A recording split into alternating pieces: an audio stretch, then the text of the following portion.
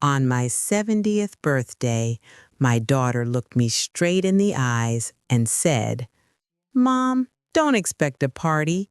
You're not exactly trending anymore." I smiled, just a small curl of the lips, and blew out an invisible candle. Then I walked to my room, opened my desk drawer, and quietly canceled the $7 million inheritance she thought was already hers. That was the day I learned that silence isn't weakness. Silence, when you've earned it, can cut sharper than any word. My name once meant something. Not in lights, not on billboards, but through speakers. Every morning at 6 a.m. For 22 years, the people of Bay Harbor, Florida woke up to my voice. "Good morning, Bay Harbor. This is Margaret Lewis with your coastal update." That was me, the woman behind the calm tones that warned fishermen of incoming squalls, that read the names of high school valedictorians, that reminded the town that another sunrise had arrived. They used to call me the calm before the weather. It was an honest life. A microphone, a cup of coffee gone cold between segments, and a stack of handwritten notes. People trusted that voice. They'd call the station to say, "Margaret, when you tell us the storm's coming, we believe it." But on August 12, 1993, that voice went silent. My husband, George, collapsed in the kitchen halfway through slicing tomatoes for lunch. The ambulance took him. The silence stayed behind. By Monday, he was gone.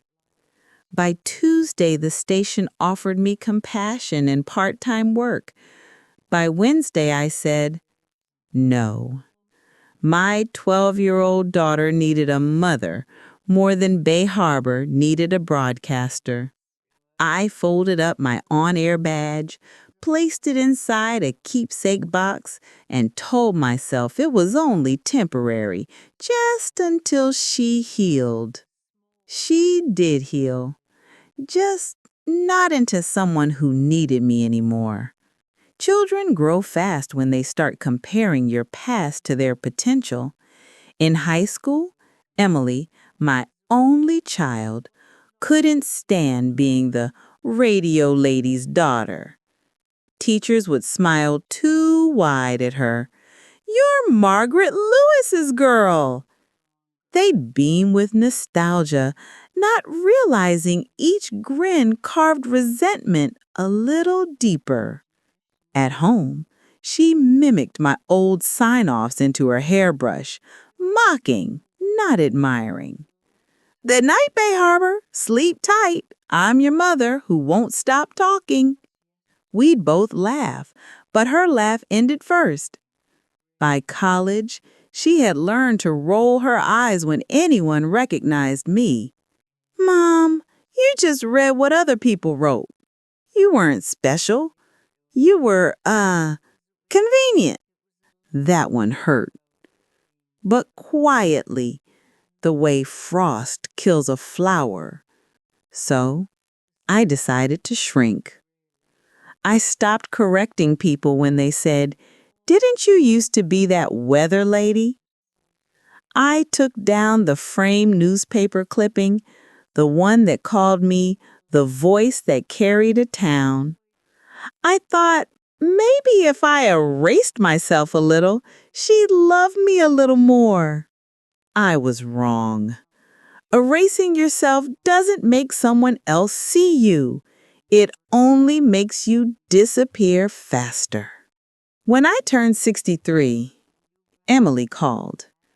"Mom, could you move in for a bit? Just until the company stabilizes. You know, it'd be good for the kids." Her company, a glossy wellness brand called Lume Living, sold scented candles and slogans about inner peace. Funny how easily peace can be packaged when you never learned how to share it. I sold my little yellow bungalow on Palm Street. The garden I loved, the porch swing George built, it all went to strangers. I gave Emily half the money, seed funding she called it, and moved into the guest room behind her garage. At first, it felt almost sweet. I packed school lunches, folded laundry that smelled of vanilla detergent, and read bedtime stories about brave explorers and magic ships. They called me Nana Mags. I like that. But warmth fades when people start measuring your usefulness. The first rule came 3 months in. Mom, could you stay in your room when the team's filming in the kitchen? Then, try not to wear bright colors. They clash with our palette. And please don't tell those old station stories at dinner. The investors don't really get your generation. My armchair vanished one day, donated, apparently. My name vanished next. When guests visited, Emily introduced me as the kid's helper. Once a woman at a photo shoot handed me her jacket and whispered, "Could you press this for me, dear?" Emily heard it. She didn't correct her. She laughed. Each laugh took a little piece of me. That's what women of my generation do. We don't explode, we erode. It was a Sunday, dressed in white linen and pretension. Emily was hosting a Lume Living Garden luncheon, an intimate afternoon celebrating women who nurture. The backyard glittered. White tables, crystal pitchers of lemon water, pastel banners quoting philosophers she'd never read. I helped set up, unasked, arranging roses from her florist because I still remembered how to make flowers speak. The sun pressed down, my back ached. Still, it felt good to be part of something, even on the edges. When the guests arrived, their perfume mingled with citrus and envy. A tall woman in a floppy hat smiled at me politely and asked, "Do you handle the catering or the landscaping?" I blinked, a polite smile half formed, waiting, just waiting for Emily to correct her. She laughed instead. "Oh, I get that a lot. Mom's always fussing in the garden." Her tone was light, careless, and heavy enough to crush me. I set the tray down and walked inside, the laughter behind me fading into the sound of the dishwasher. The laundry room was cool. The tile pressed cold comfort into my knees as I slid down beside the dryer. From my apron pocket, I took out a tiny silver lapel microphone, the one I'd kept all these years. I clipped it to my blouse, though it wasn't connected to anything. The small click echoed like memory. It didn't record a word, but in that moment, it reminded me that I still existed. 7 more years passed. 7 birthdays that no one remembered. Until that day, the day the silence finally turned into something louder. That morning, I baked myself a small vanilla cake. Nothing fancy, just enough for one person, a few strawberries and a single candle. When Emily came into the kitchen, she wrinkled her nose. "What's this?" "It's my birthday," I said quietly. She raised a brow. "Oh, don't expect a party. You're not exactly trending anymore." Then, with that perfect influencer smile, she added, "Oh, I'll stick a candle in a jar of Nutella." Her daughter, my sweet little granddaughter, giggled. "Grandma is too old for birthdays anyway." Her voice was innocent. The echo of her mother's tone was not. I smiled, because crying in front of cruelty only teaches it to repeat itself. When they left for brunch, I stood by the counter, lit that single candle, and whispered, "Happy birthday, Maggie." Then I blew it out. No clapping, no music, only the hum of the refrigerator and the sound of the dishwasher running again. That puff of smoke drifted upward and vanished. So did the last small hope that they might one day see me. 3 weeks before that birthday, I went downtown to Henderson and Price Law, a narrow office above a bakery that still smelled like cinnamon rolls. The lawyer looked at me over his glasses and said, "You're sure about this, Mrs. Lewis? It's a significant sum." "I've never been more sure," I replied. He slid the papers across the desk. I signed my name, Margaret L. Lewis, in calm, steady strokes. That signature ended decades of guilt. Because my daughter had built her life on entitlement, assuming the house, the savings, the shares from the old station would someday be hers. But I had already changed the story. Everything, every cent, every bond, every forgotten investment was now going somewhere that mattered. I folded the papers, sealed them, and tucked them beneath the mattress in my small back room. For the first time in years, I slept without dreaming of being useful. After that empty birthday, I sat at the kitchen table long after sunset. The cake was untouched, the candle a stub of wax. The world outside glowed blue from the light of street lamps and phone screens. Everyone, it seemed, was talking except me. So I decided to speak again.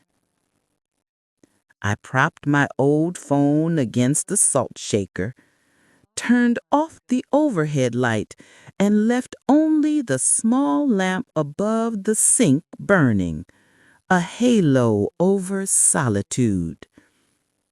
I press record. "My name isn't important," I began, my voice low but clear. "But today I turned 70, alone. I told the truth, that my family lived under the same roof but no longer saw me. That I baked my own cake. That I blew out my candle and wished not for more years, but for one moment of dignity. 42 seconds. No face, no filters. Just a voice and a small circle of light. When I uploaded it, I didn't expect anything. I just wanted the words to exist somewhere outside that house. By morning, there were 200 comments. By evening, thousands. Your voice feels like home. I sent this to my mom. Thank you. My grandmother passed last year. Hearing you made me cry. Within a week, the account, Someone's Mother, had 500,000 followers. They called me the Shadow Grandma. I wasn't invisible anymore. I was everywhere, whispering through speakers, comforting strangers who had forgotten their own worth. Then came messages from producers, podcast journalists. One wrote, "We think you might be the voice from Bay Harbor Radio. Are you?" I didn't reply. Not yet. Sometimes mystery carries the truth further than confession ever could. Down the hall, Emily scrolled on her phone, completely unaware that the woman trending online was the same one washing her wine glasses. Her empire of perfection kept spinning, but the ground beneath it had already started to tremble. Viral fame is a strange kind of mirror. It shows you who's looking, not who you are. Within 2 weeks, reporters were comparing my speech patterns to old Bay Harbor radio broadcasts. An online sleuth found an archived hurricane bulletin from 1987, my voice calm against the wind, and posted it beside the 42-second clip of my birthday candle. Same tone, the caption read, same woman.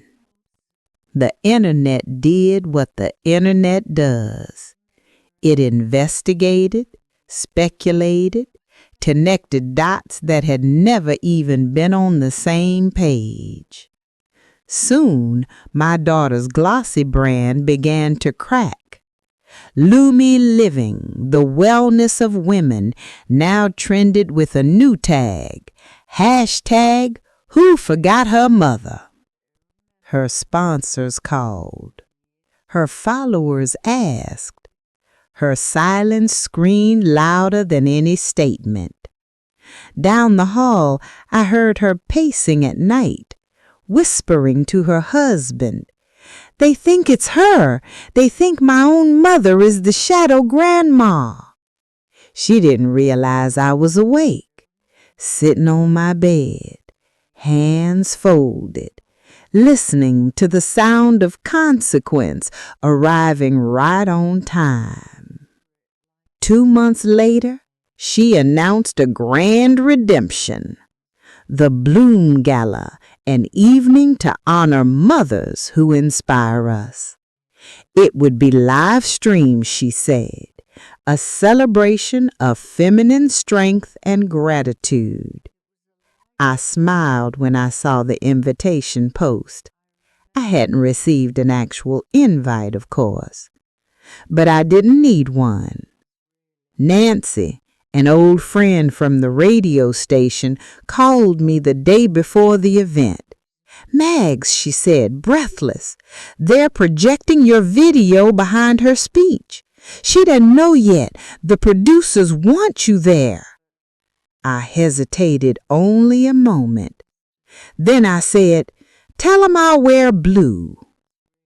The night of the gala shimmered with chandeliers and hypocrisy. The lobby smelled of roses and ambition. Influencers in pastel gowns posed beside banners that read, "Honor her light." I walked in alone, wearing the same navy dress I'd once worn to a station fundraiser decades ago. No one recognized me. To them, I was just another older woman, possibly a sponsor, maybe a PR mother. That anonymity was power. The hall buzzed. Music faded. Emily, my daughter, stepped onto the stage in flowing white silk. She held the microphone like a queen holding her scepter. "This brand," she said, "is about honoring the women who raised us, the mothers, the grandmothers, whose love made our beauty possible." Her voice was steady, rehearsed, perfect, until the LED screen behind her flickered, the slideshow stopped, and a single candle appeared, its flame trembling in the dark. Then my voice filled the room. "My name isn't important, but today I turned 70. Alone." Gasps rippled through the crowd. Phones lifted like fireflies. The live stream chat exploded. "It's her! It's the shadow grandma!" Emily froze, microphone still in hand, eyes darting across the crowd. And then the spotlight turned on to me. I walked forward, slow and steady, each step echoing through the marble hall. When I reached the stage, she didn't move. I took the microphone gently from her fingers. "Thank you," I said to the audience, "for celebrating mothers tonight. Allow me to celebrate myself." I unfolded a cream-colored paper, my will. The edges trembled slightly under the stage lights. "To my daughter, who told me not to expect a birthday party, I return the favor. You will receive nothing." A collective gasp. Cameras clicked. Even the chandeliers seemed to hold their breath. The entirety of my estate, $7,500,000, has been transferred to the Still Heard Foundation, a fund for women forgotten by the families they built. I looked at Emily. Her mascara shimmered under the lights, but her eyes stayed dry. I continued, "You said I was too old for candles, too old for stories, too old to matter. But tonight you've learned voices don't age, they wait." The sound rolled over me. Not applause for revenge, but for recognition. I handed the microphone back to the stunned host and walked down the aisle through a sea of flashing cameras and rising cheers. No fireworks, just truth finally spoken aloud. A month later, the Still Heard Foundation opened its doors in downtown Clearwater, a small building painted coral pink with a recording studio at its heart, soft lights, velvet chairs, and one sign above the door. Your voice didn't vanish, it was just waiting for the right room. They came in waves. Women in their 70s, 80s, even 90s, each with a story tucked somewhere between memory and silence, we recorded them all. Stories of war survived, sons forgiven, love letters burned, dreams deferred but not destroyed. Sometimes I just listened. Sometimes I read their words aloud when their hands shook too much to hold the paper. Every voice mattered, every story a spark against forgetting. Emily posted a statement. I love my mother. The truth is complicated. Then came a private email. 3 short lines. I'm sorry, Mom.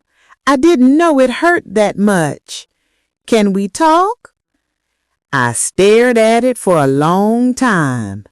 Then I typed back. Sorry is a word. I needed action. I choose peace now. And peace means distance. I clicked send, closed the laptop, and felt no anger, just stillness. Because peace isn't about being understood. It's about finally being heard. Last spring, Still Heard released its first podcast episode, The Birthday She Never Forgot. We recorded it right here in the same studio where I now sit speaking these words. We've received thousands of letters since then. A woman in Ohio wrote, "You gave my mother back her courage." A teenage girl in Manila said, "I showed your video to my grandma. Now we talk every Sunday." And a boy, maybe 9, scribbled in pencil, "Dear Grandma Voice, you're not alone anymore. You have the internet." I laughed until I cried, because he was right. I wasn't alone anymore. I never needed a party. I never needed balloons or banners or a cake with my name on it. All I ever needed was for someone, anyone, to look me in the eyes and remember I was here. So, if you're listening right now, think of the woman who raised you, the one who cooked when she was tired, who stayed when she could have left, who gave and gave until she disappeared behind her giving. Say her name, ask her story, then listen. Because sometimes the quietest voices carry the loudest truths. And here on True Life Stories, we don't just tell stories, we remember them. If this story touched something inside you, subscribe to True Life Stories, where forgotten voices find their echo again. Because when a grandmother speaks, the world finally listens.